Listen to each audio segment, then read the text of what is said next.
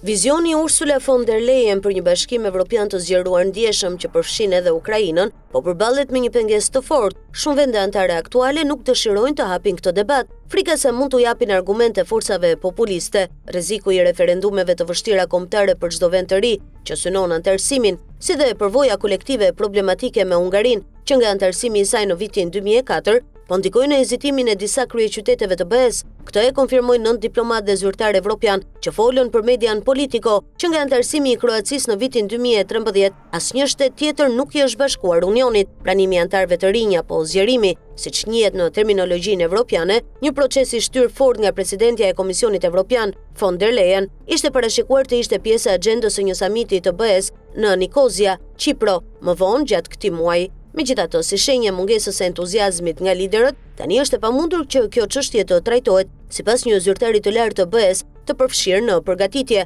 Ministri i delegat i Francës për çështjet evropiane, Benjamin Haddad, deklaroi për Politico se zgjerimi duhet të mbetet një proces kërkues dhe i bazuar në merit për të garantuar suksesin dhe besueshmërinë e tij. Shqetësimi kryesor mes qeverisë është reagimi politik që mund të përballet çdo lider që sjell çështjen e anëtarësimit të vendeve të reja në debatin kombëtar, sipas 3 diplomatëve dhe një zyrtari të lartë të përfshirë në procesin e zgjerimit. Ata, si edhe burime të tjera në këtë artikull, kërkuan anonimitet për shkak të natyrës konfidenciale të diskutimeve. Një nga frikrat e përmendura është përsëritja e debatit për hidraulikun polak, që dominoi diskursin në shumë vende të BE-s përpara pranimit të Polonisë në vitin 2004. Në atë kohë, disa politikanë argumentonin se fuqia punëtore më e lirë nga Polonia do të zëvendësonte vendet e punës me paga më të larta në Evropën perëndimore. Ky shqetësim është veçanërisht i theksuar në Francë, e cila sipas ligjit duhet të zhvillojë një referendum për pranimin e çdo antari të ri.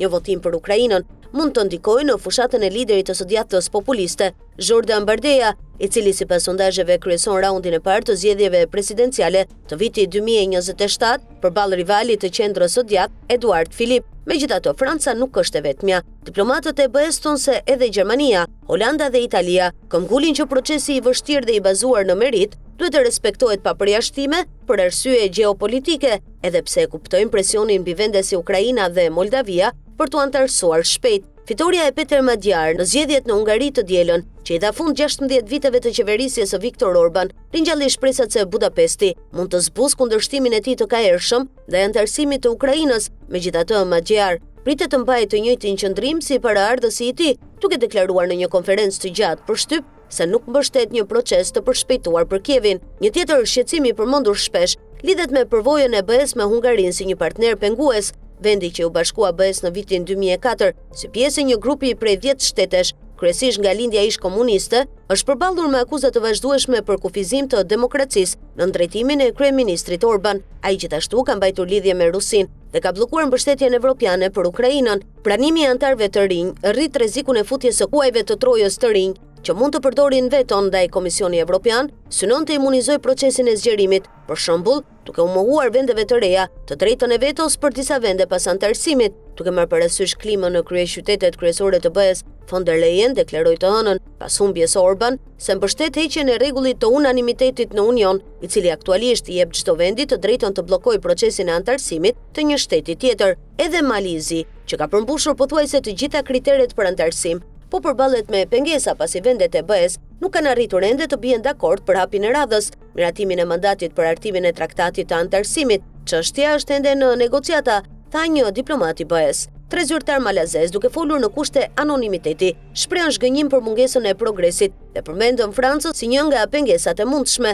Zyrtarët francezë kundërshtojnë këtë vlerësim, duke theksuar se shqetësimet janë më të gjera dhe kërkojnë një debat më të thelluar për zgjerimin. Situata aktuale paraqet sfida edhe për Ukrainën, e cila e sheh anëtarësimin në BE si një garanci sigurie ndaj agresionit të ardhshëm rus. Një marrëveshje e mundshme paqeje me Rusinë mund të përfshijë perspektivën e anëtarësimit në BE, që në vitin 2027 si një nxitje për votuesit ukrainas. Megjithatë, vendet e BE-s kanë hezituar të pranojnë Ukrainën që vitin e ardhshëm. Ambasadorët e vendeve anëtare kundërshtuan fuqishëm një qasje më radikale për përshpejtimin e anëtarësimit gjatë një darke në fillim të marsit. Mbështetësit më të fortë të Ukrainës përfshirë Suedinë dhe Danimarkën tani po shtyn për përfundimin e negociatave deri në fund të vitit të ardhshëm. Por nisja e bisedimeve për traktatin e anëtarësimit kërkon miratimin e vendeve të mëdha të BE-s, një hap që mbetet i vështirë për t'u arritur.